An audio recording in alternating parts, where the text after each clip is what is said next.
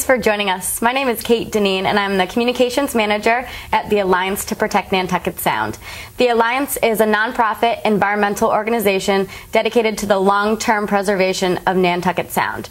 We're undoubtedly best known for our vocal opposition to the Cape Wind project proposed for Horseshoe Shoal in Nantucket Sound, which we view as the greatest and most immediate threat to the Sound. The woman to my left is Audra Parker. She is the Director of Strategic Planning at the Alliance. Thanks for joining us. Thank you. Hi, Katie. So while we have Audra and her expertise here today, we're just going to discuss a little bit about the federal review of the Cape Wind project, which has been underway since the winter, and there have been some exciting new developments. So what's going on with the federal review right now? Well, the first thing I want to say, Katie, is that Cape Wind is not a done deal by any means, and it's being reviewed not just at the federal level, but also at state and local levels. Okay. So there's a great number of permits Cape Wind would still need to receive to go forward. At the federal level, they came out with what's called a DEIS, or Draft Environmental Impact Statement. And that's basically a comprehensive document that's supposed to analyze all the different impacts this project would pose to birds, to fisheries, to the local tribes, to just a whole host of impact areas. And the DEIS basically concluded that this large 130 turbine project covering 25 square miles of Nantucket Sound would have fairly minimal impacts. Wow. However, since then, there's been a public comment period, and a lot of the key agencies, peer agencies like the Bureau of Indian Affairs, which is basically peer to Mineral Management Service, which is running the DIS, and groups like U.S. Fish and Wildlife Service have been very critical of the comments in the DIS and some of the conclusions that have been reached. So we'll talk a little bit about that later, but the point is that the DIS is just a draft document, and there's been a lot of criticism to the conclusions and the methodology that was used in that document. So criticism not just by individuals or even organizations, but by actual federal agencies? Exactly. There are a great number of comments, both from individuals as well as from agencies, but some of the key agencies, like the government ones we're talking about, U.S. Fish and Wildlife Service, Bureau of Indian Affairs, National Fisheries, Marine Services, a lot of those had very harsh criticisms of the way the process was conducted, the methodologies used, and ultimately the conclusions of low impact. So Mineral Management Service needs now to address those comments before they can come out with a final. And what we're hearing is they're shooting for a final by the end of the year. So they basically take all the comments that they've received, they have to address them all before they issue a final, and then the final would be followed by what's called a record of decision, which is ultimately, a denial or a permitting of the project. And worst case scenario, even with all this criticism, if MMS gives Cape Wind a thumbs up, does that mean that the project will still move forward?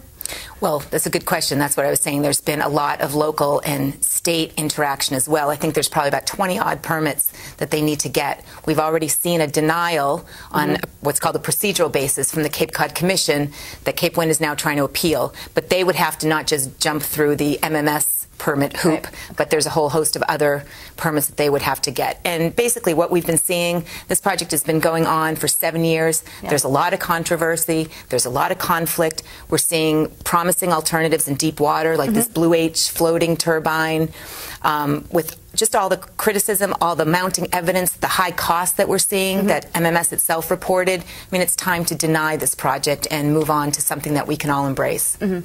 Okay, so just back to the federal process for a minute. In addition to these written comments that people submitted, back in March there were a series of public hearings. Can you talk a little bit about what happened there? Yeah, the public hearings were really encouraging. We went through a similar thing 3 years ago or 4 years ago at this point, when the Army Corps was the lead federal agency, and we had public hearings then in Yarmouth, on Nantucket, in Martha's Vineyard, and in Boston.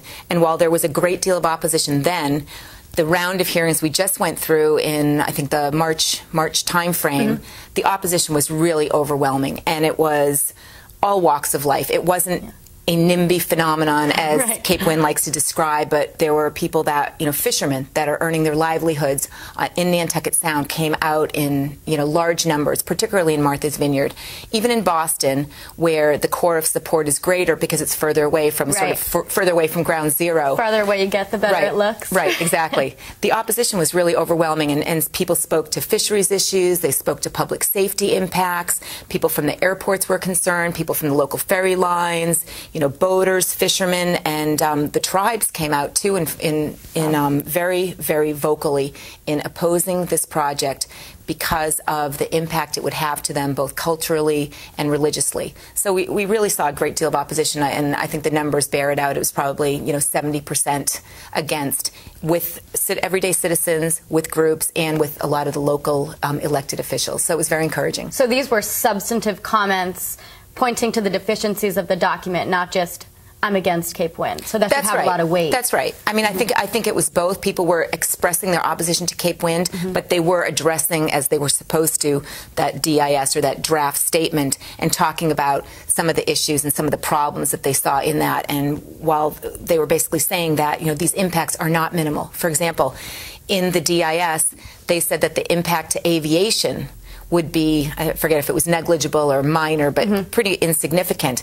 At the same time, the FAA has changed their determination from one of no hazard to one of presumed hazard, which means they, who have the expertise, are going to continue to study some of the concerns around radar interference and some of the concerns particularly around VFR operations, visual flight rule operations, before they ultimately say whether it's a hazard or not. But we've got MMS at the same time saying, no, it's negligible, and the FAA hasn't even come out with anything. Wow. So that's just one, glaring red flag in the DIS, which, leads us to believe, as well as a lot of other groups, to believe that it was just critically flawed, and we can't base any kind of permit decision on this document. So before we launch into some clips from the Yarmouth hearing, are there any other updates that we should know about right now? No, I think just the fact that people should understand that on a federal level, this was just a draft document. It was in a way premature because the other thing that Mineral Management Service has to do at the same time as they're permitting Cape Wind or going through the permit process, they're supposed to be establishing regulations for overall how do you permit any kind of renewable energy project on the Outer Continental Shelf, because Cape Wind came in before there was any process in place. Right. That's why we saw the movement from the Army Corps of Engineers to MMS, but we're basically saying this is premature. How can you permit a single project in the absence of this regulations, or why would you even do that? So we're seeing that that needs to happen. Those regulations need to be put in place, and that should be happening shortly. Okay. The FAA should be going through their studies. The Coast Guard still is to complete final terms and conditions, which was congressionally mandated to ensure safe navigation on Nantucket Sound. So all those things should come into place before any kind of final environmental impact statement is issued. And the other thing that we've been talking about, as well as some of the local elected officials, is there's something called the consensus management process. And that's really saying, fine, we all understand we need renewable energy, but this project is so conflicted, has so many downsides to it, is so expensive. Why doesn't the community and the affected stakeholders get involved in this process and find a solution that we can embrace? So we're hoping that that's an alternative so that we can finally, deny Cape Wind, get that off the table, and find something that we really can embrace. And a lot of people wonder, why don't the affected communities, the citizens of the Cape Islands, ever get an opportunity to vote on this project? There have been several non-binding referendums, but nothing tangible. So this would be a way to gather feedback from the community to come towards some sort of solution. Exactly. And you raise a good point. I mean, I think it's worth noting that in the two towns, which were Nantucket and Mashpee, where they did have town votes, the vote in opposition was something like 2-1. So again, we're seeing overwhelming opposition to this project. I know Cape Wind likes to quote these surveys that have had very, very small sample sizes of Cape and Island residents. And if you just look at the results of the hearings, you talk to people on the streets, you see what happened in these non-binding town votes that you brought up, it's overwhelming. The opposition to this project has and remains strong, widespread, deep, and overwhelming. And on that note, now we'll give you some clips from the Yarmouth hearing, which occurred on March 10th at Mattakese Middle School. And right now, this is some testimony you'll see, just some excerpts of some very powerful comments made by public officials. So this is just a snapshot of the hearing, but this hearing in particular was, a display, as you'll see in the beginning. It was just very energized. You'll see a lot of Save Our Sound stickers, you know, vocal opposition, but there were some really substantive comments that you'll see in the forthcoming clips. But after that, I hope you'll stay with us because we'll be discussing some of the key comments a bit more from federal agencies and organizations, and some next steps that we all can take this summer to ensure that Cape Wind is in fact denied. Thanks. And I really appreciate you letting me come here without any regulations whatsoever. It's a fighting thing to find a treasure like this down here. No regulations. What a great idea. And there's no for sale. What do you mean it's not for sale? I'd be more than happy to take it. I'll take it. It's not for sale. I'm not going to be buying it. I'm going to be taking it is what I'm going to be doing. No, not for us. Yes, I am. Great idea.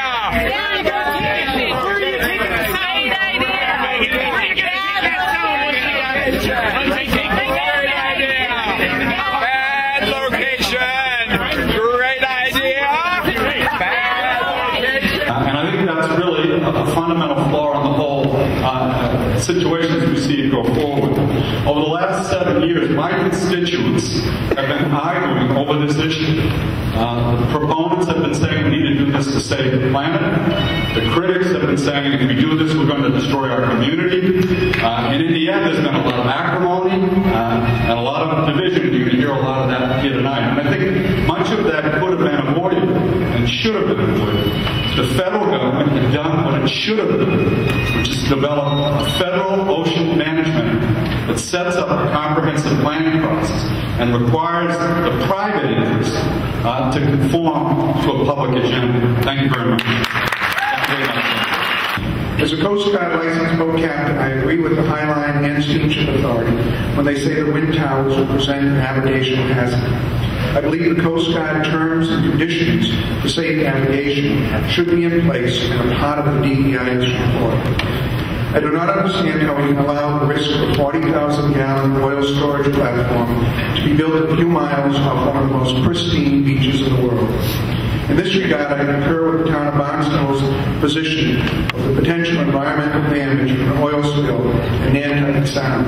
I, like everyone else who lives on Cape Cod, has friends from all over the United States, and occasionally one of them who has never seen an ocean will come to Barnstable, and the first thing they want to do is bring themselves and their children down to look at the ocean.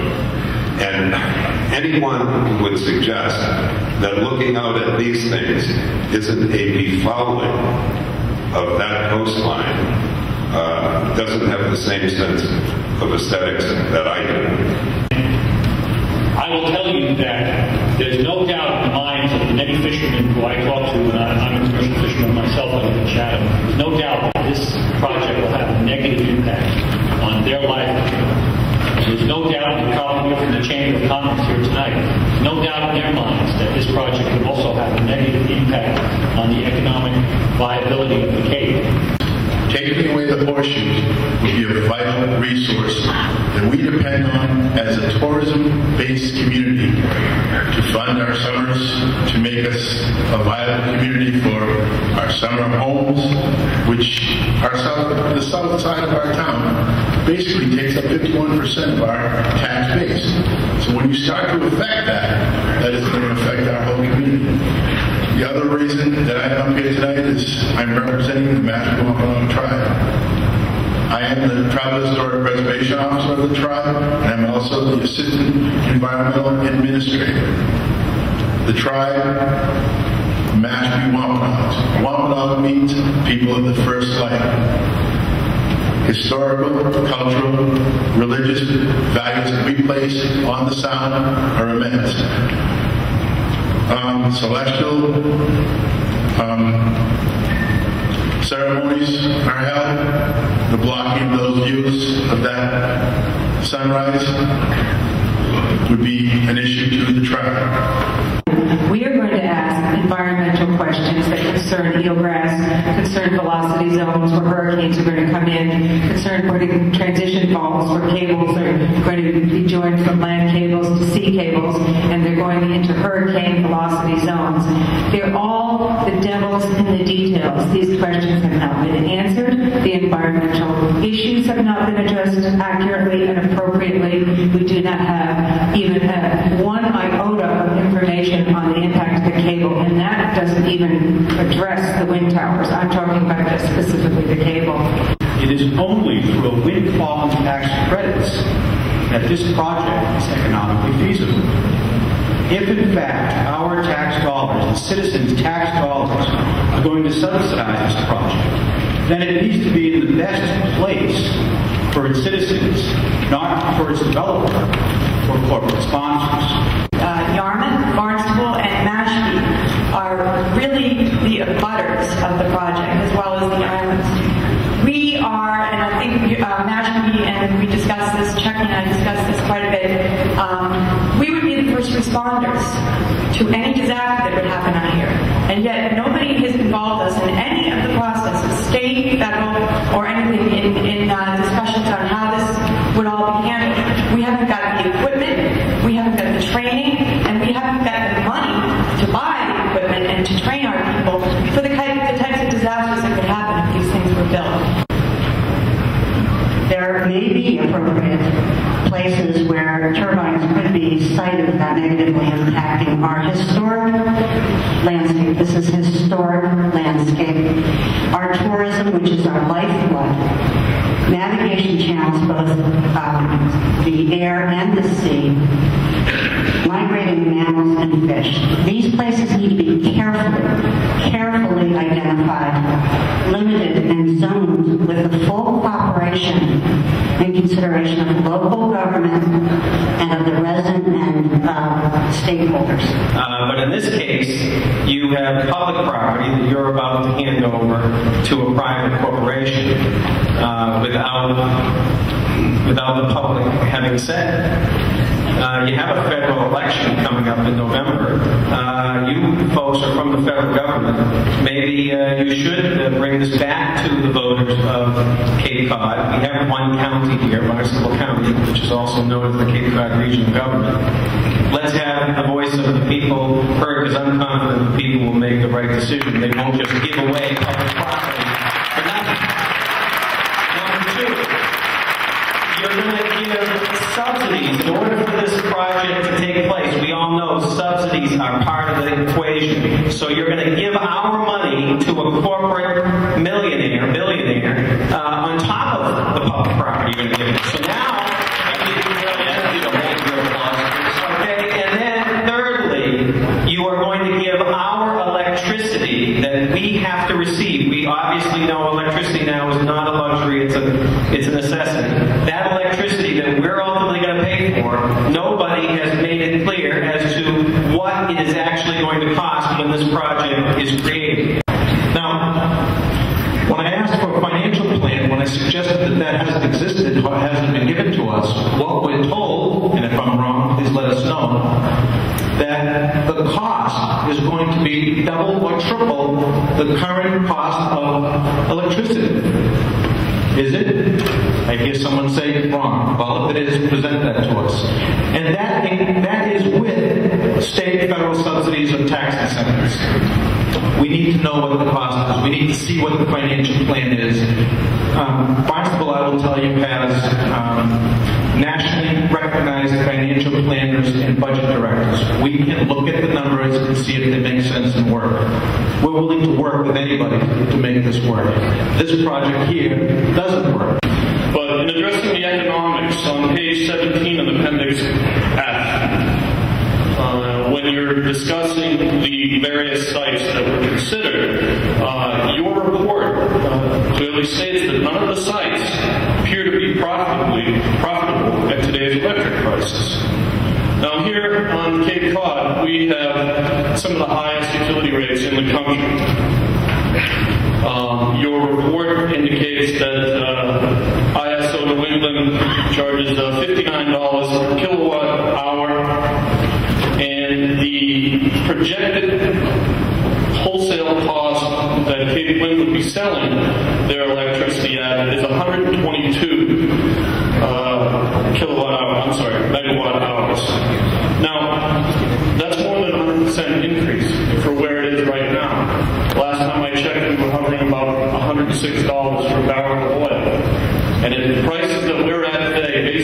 releasing your document on January 11, 2008, it's not a viable project. We think it's clear that the draft report ignored the concerns of pilots, airline operators, airport managers of the three major airports around the Sound, that the Cape Wind turbines may create a very potential hazard to flights between the Cape and the islands. There's approximately 400,000 flights, 116,000 roughly IFR, 240,000 roughly VFR, that's instrument flight, both commercial and non-commercial, over the Sound, and that's yearly. Part of our job as commissioners, operators, whatever, at the airport is to ensure the safety of all who fly to and from our airports. The well-being of air crews and passengers may well be compromised by these 130 towering turbines, blades 44 stories high. Why would anybody want to put an instruction like that and create a risk that doesn't now exist? Hi, thanks for staying with us. Now, as you saw in those public hearing clips from the March 10th public hearing in Yarmouth, several individuals addressed the cost of the Cape Wind project. Audra, can you tell us a little bit about what exactly that means and specifically what that might mean for ratepayers? Yeah, we've basically been saying all along that offshore wind, particularly offshore in an offshore environment, is expensive, and we've seen a huge increase in cost since Cape Wind was first proposed. When they were first proposing their project back in 01 or 02, they were talking about a $750 million project, and now it's well north of $1 billion. We don't know what the exact number is, but it's probably $1.5 billion, maybe even more. So we've seen huge increases in steel prices. We've seen a shortage of manufacturing capacity. So the prices of this, or the capital investment, has gone up hugely. And while a lot of people believe that this is inexpensive because wind is free, what we're seeing is that capital cost of harnessing and capturing that wind and turning it into power is what drives this and is very expensive. And while we've been saying that all along, it was confirmed in the draft environmental impact statement document, where they basically said that the cost of generating power from Cape Wind would be roughly 2 to 3 times the average going wholesale cost in the area. And it's 2 or 3 times depending on if you include subsidies or not. But we're seeing that it is an extremely expensive source of power generation, and people need to understand that. We still don't know how is that going to impact our rates. So 6 years into this process, thousands of pages of study, and we still don't know how is it going to affect your household bill, how is it going to affect mine, how is it going to affect the public. And that's something we ought to know, because we're not only subsidizing this project, but we're going to be paying for the power as well if it were to go forward. Right. So, and back to subsidies for a moment, regardless if it's 2 to 3 times, subsidies, they don't make it free. We're still paying for the project. That's exactly right. So it's, if you take out the subsidies, it's still double. And if you actually, include that. Exactly, then you're talking at 3 times. So, and we've seen the cancellation of other offshore projects in the past couple of years as well. Long Island Power Authority had a project that was in the same kind of permitting special treatment without the regulations. Bucket as Cape Wind, and they were canceled basically because the consumers said, no, we don't want to pay this extra amount for this power. And we see all over the country where there's green programs being offered, they're offered at a premium, and they're offered at a premium for a reason, because it's expensive to generate. That's not maybe the only reason not to do it, but that's something people need to understand, on top of the impacts to the tribes, the impacts to the fisheries, the impacts to the local economy, the impacts to the environment. You're going to have impacts to costs. And that's part of the equation that needs to be considered. So obviously this cost issue was a very powerful one that many people addressed during the public comment period. Were there any other comments that stood out in your mind as being important? Yeah, I did. I wanted to go through a couple of them. For example, the Aquina Wampanoags, which came out in the Martha's Vineyard hearing and spoke, and they also wrote a very substantive letter into MMS. They basically say, I'm quoting, the clear, unobstructed view across the Nantucket Sound is of paramount importance to the people of the First Light, the Wampanoag people. And what they're saying is that the DIS is basically flawed. They haven't consulted with the tribes, and they're portraying, inaccurate information about the rights and the religious beliefs of this. And the Bureau of Indian Affairs, which is that peer agency I said before, they're also engaged on behalf of the tribes, and they're basically saying similar things. They're saying you need to consult with the tribes. You haven't followed the appropriate consultation process that you really need to go through. Some of the other ones are just from some of the historic agencies that are saying they're going to see a lot of adverse impacts. Massachusetts Historical Commission commented. The fisheries groups commented. For example, the New England Fisheries Management Council is one of 8 councils that put together fisheries management plans, and they've basically said that there's going to be a problem for commercial gear fishermen, that it's going to be difficult, if not impossible, to fish in the area. And they say the council remains concerned with the potential impacts this project may have on the habitat necessary to maintain healthy fish stocks and the impact the project may have on commercial fisheries. That's a big problem. I mean, that's a problem. Nantucket Sound is the engine of the Cape and Islands economy, and there are quite a few commercial fishermen that earn their livelihoods there. This is an impact that needs to be considered. People need to be sensitive to this. So from what you've shared with us today, obviously MMS has a lot to sort through in the next couple months. They definitely do, and they have to go through and address these comments and follow the processes that they were instructed to follow, like this historic consultation process, Section 106, something like that, where they have to follow it. They have to go meet with the tribes. They have to consult with the tribes. They have to come out with regulations. As I said before, the FAA is still doing studies on radar interference as well as on local traffic patterns. The Coast Guard is looking at terms and conditions. There's a lot of steps in this process, and there's a lot of downsides. Nantucket Sound is, just simply put, the wrong location for an industrial scale power plant. So, and it's very clear that from all of this mounting evidence that Cape Wind is not a done deal. It's not a done deal at all. And the one other thing that I want to mention to you, Katie, is in the last few weeks, a law in Massachusetts was signed, which is basically an ocean bill, and where the state waters of Nantucket Sound, again, a unique place with state waters totally surrounding federal waters, the state portion out to 3 miles under the Massachusetts Ocean Sanctuaries Act prohibited electrical generation.